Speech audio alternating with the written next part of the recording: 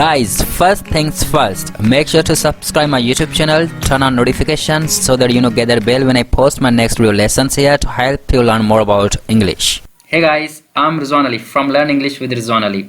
Guys, we frequently use for and since when we are talking about time or time of action.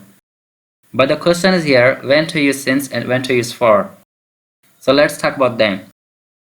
Since is used to talk about a previous point in time. Exact starting point of time in past. हम माजी के दुरुस्त वक्त के एक नुक्ते की तरफ इशारा करने के लिए सिंस का इस्तेमाल करते हैं। आप कह सकते हैं कि मखसूस वक्त की वजाहत करने के लिए सिंस का इस्तेमाल होता है। मिसाल के तौर पर सिंस संडे, सिंस 3 फरवरी। सिंस एक प्रीपोजिशन है और इसका इस्तेमाल अमूमन तौर पर परफेक्ट टेंसेस में किया जाता है। For instance, I have been working since 6 AM। मैं सुबह 6 बजे से काम कर रहा हूँ। It is used when things began. Since plus point in time. Since के बाद point in time का इस्तेमाल किया जाता है। For example, since के बाद आप names of the day का इस्तेमाल करते हैं। Since Monday, since Tuesday, since Wednesday और since Sunday। इसके अलावा since के साथ exact time का इस्तेमाल भी कर सकते हैं। Since 6 AM, since 12 PM, यानी since के साथ हम clocks का इस्तेमाल करते हैं। सिंस के साथ आप मंथ्स का इस्तेमाल भी कर सकते हैं। Since January, since April, since last month. इसके अलावा सिंस के साथ आप ईयर्स का इस्तेमाल भी करते हैं। सिंस 2015, सिंस 2018, सिंस 2020 और इवन सिंस लास्ट ईयर। इसके अलावा सिंस के साथ आप पार्ट्स ऑफ द डे यानी डे टाइम ड्यूरेशन का इस्तेमाल भी कर सकते हैं। Since evening, since morning, since afternoon। Friends, since का इस्तेमाल हम मेगा इवेंट्स या फेस्टिवल से पहले भी करते हैं। Since Eid al Fitr, since Christmas. आगे चल के मैं एक और चीज़ बताना चाहता हूँ कि since से पहले हम पीरियड ऑफ टाइम या पीरियड ऑफ टाइम के बाद since का इस्तेमाल भी करते हैं। For example, It's been a while since I have seen you। इसकी माना है काफ़ी दिन हुए हैं तुम्हें देखे हुए, या तुम्हें देखे हुए बहुत वक्त हुआ है, या फिर बहुत टाइम बाद मैंने तुम्हें देखा है। It's been a while since I have seen you। यहाँ पर since कंजक्शन तौर पर इस्तेमाल किया गया है जो कि सेकेंड क्लॉज को इंट्रोड्यूस करता है। Now we are gonna look at some specific uses of for का इस्तेमाल हम ड्यूरेशन को मेजर करने के लिए करते हैं, या जब हम वक्त के मिकदार यानी अमाउंट ऑफ टाइम को स्पेसिफाई करते हैं, हाउ लॉन्ग इट इज़।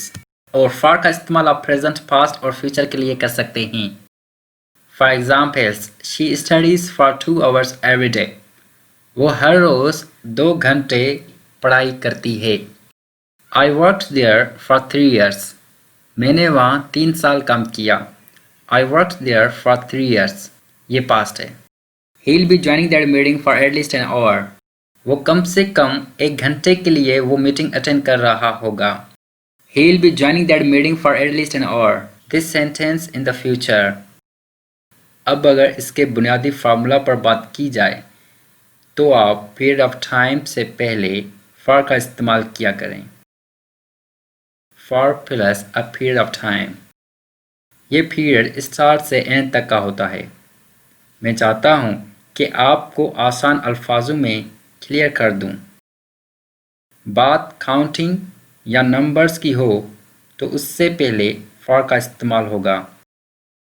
फिर वो काउंटिंग या numbering minutes, hours, days, weeks, months में हो या फिर ईयर्स में ही क्यों ना हो।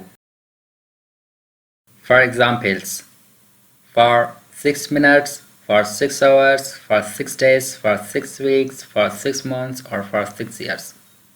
यानी for के बाद आप डिजिट लगा सकते हैं या काउंटिंग या नंबरिंग, जैसे 6, 4, 3, 8, 10, 12, 13 कोई भी आप लगा सकते हैं।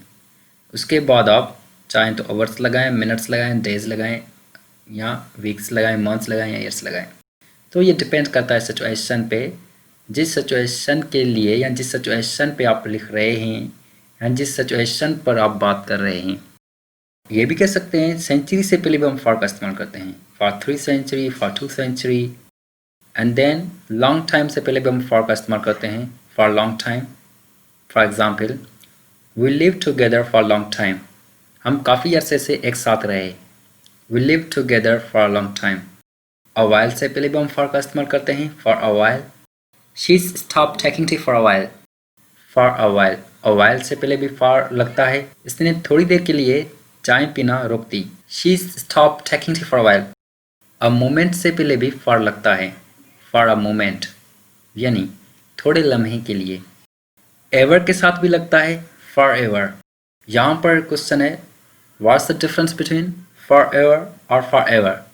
एक फॉर एवर हम साथ में लिखते हैं, दूसरा फॉर एवर फॉर के बाद हम स्पेस देते हैं, उसके बाद एवर लिखते हैं।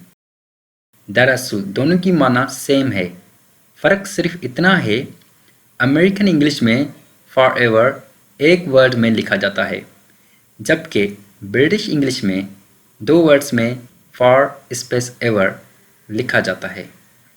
For example, I will be with you for ever, मैं हमेशा तुम्हारे साथ रहूँगा। I will be with you for ever. इसके बाद एजिस से पहले भी हम फॉर का इस्तेमाल करते हैं, यानी एजिस से पहले भी हम फॉर लगाते हैं, for ages. I haven't met them for ages, मैं काफ़ी अरसे से इन्हें नहीं मिला हूँ। Guys, thanks for watching this lesson. See you with a new lesson. अल्लाह हाफिज़।